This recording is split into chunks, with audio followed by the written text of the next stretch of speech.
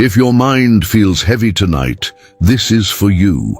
Not the kind of heavy that comes from exhaustion in the body, but the quiet weight behind the eyes, the kind that follows you even when nothing is happening. Thoughts looping without permission, conversations replaying, futures imagined, revised, corrected, and replayed again. You sit still, yet something inside you won't stop moving. That constant internal noise slowly drains your attention, your patience, and your sense of control. Most people accept this state as normal. They assume this is simply what it means to be alive in the modern world.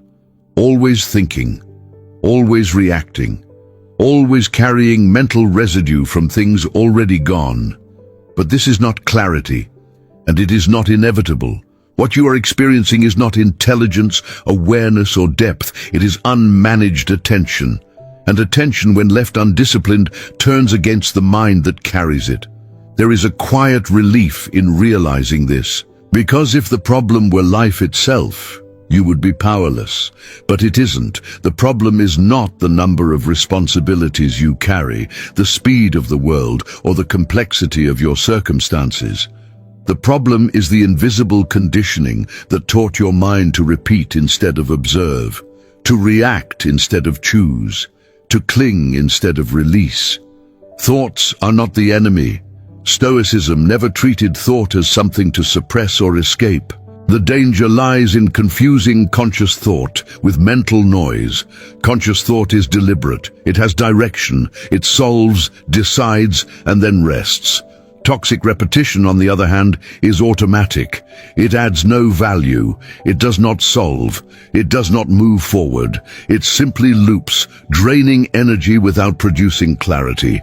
Imagine your attention as water flowing through a narrow channel. When guided, it turns a wheel and creates power. When left uncontrolled, it floods the field and destroys what it touches.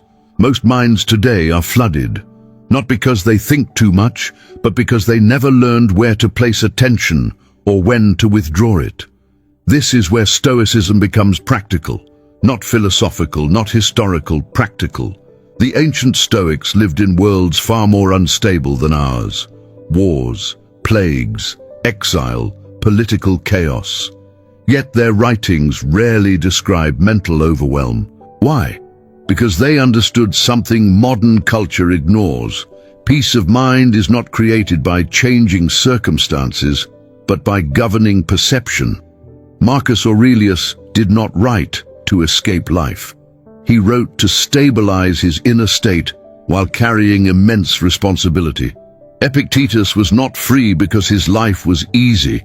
He was free because he understood where his power ended and where it did not begin. Seneca did not deny emotion. He refused to let it dominate his reason. None of them chased silence by avoiding the world. They created silence through inner order. This video is not motivation. It will not tell you to think positive or repeat affirmations until the noise disappears. That approach often deepens the problem by adding more mental activity to an already crowded space. What you need is not more thought, but better orientation. A way to recognize which thoughts deserve attention and which ones quietly steal it.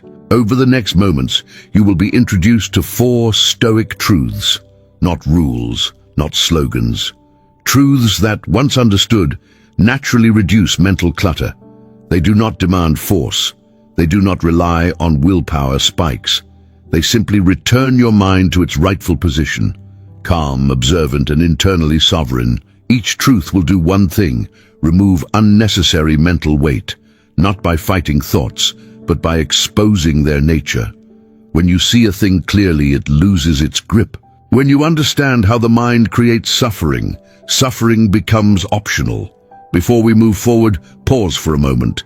Notice your breathing, not to control it, just to notice. The Stoics believed awareness precedes discipline. You cannot govern what you refuse to observe.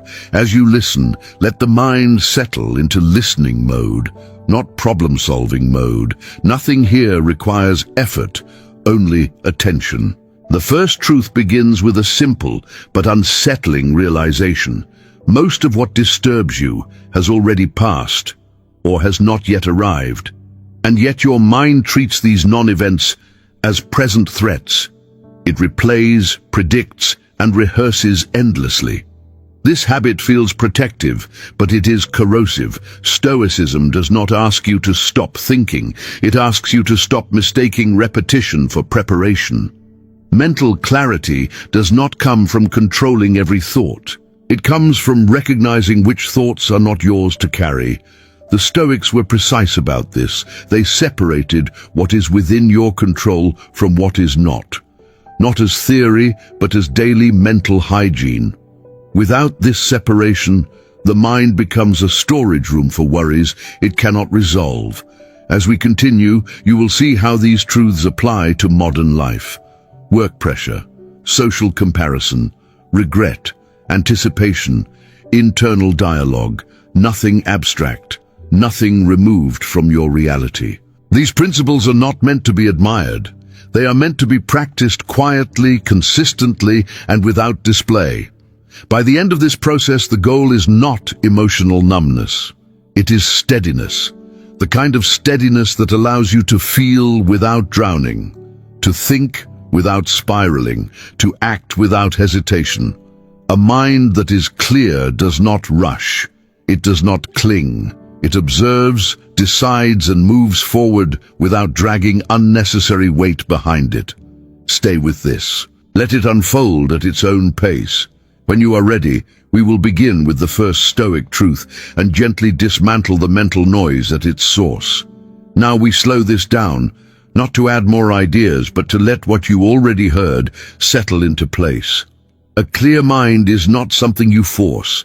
It is something you allow by removing what doesn't belong. When mental noise fades, it doesn't disappear with drama. It loosens. It steps back. Space returns quietly. And in that space, you regain something essential: choice. Notice how your body feels right now, not relaxed or tense, just present. The Stoics believed awareness begins in the body because the body does not exaggerate. It tells the truth simply. When the mind is overloaded, the body tightens. When clarity returns, the body softens without instruction. This is how you know the practice is working. You've heard 4 truths. Not to memorize, to live with. They are not techniques you switch on. They are orientations you return to. You stop obeying every thought. You guard your inner boundary. You accept reality cleanly. You speak to yourself with accuracy. This is not intensity. It is consistency. Most people wait for a quiet life to find peace. Stoicism inverts that. Peace is what allows you to live clearly inside any circumstance. When pressure comes, and it will, you do not need new tools. You return to these foundations again and again and again. There is a common misunderstanding about mental discipline. People assume it makes you rigid, distant, or emotionally cold. In reality, it makes you available to listen without reacting, available to feel without drowning, available to act without hesitation. The disciplined mind is not closed, it is stable. Stability is what frees energy. Think of how much effort is wasted on inner resistance. Replaying, arguing, anticipating, justifying. When that effort is released, it doesn't vanish. It becomes usable, focus sharpens, decisions simplify. Even silence feels different, less empty, more grounded. This is why the Stoics emphasized daily practice over dramatic insight. They understood that clarity fades when neglected, not because it was false, but because habits reclaim unattended ground. The mind always defaults to what it practices most, so the question is not whether toxic thoughts will appear again. They will. The question is whether you will recognize them before they take residence. Here is a simple way to integrate what you've learned without effort. When a thought arises, pause. Not to analyze it, not to fight it, just pause. Then ask one quiet question. Does this require action from me right now? If the answer is yes, act calmly and precisely. If the answer is no, Release attention. That's it. No argument, no self-judgment, no commentary. Attention withdraws the way a hand releases something warm. Naturally, over time the mind learns. It realizes not every signal receives energy. And like any system, it adapts to what is rewarded. Clarity becomes the default, not because you chased it, but because you stopped feeding noise. Consistency matters more than duration. One clear moment repeated daily reshapes the inner landscape. You don't need an hour. You don't need isolation. You don't need perfect conditions.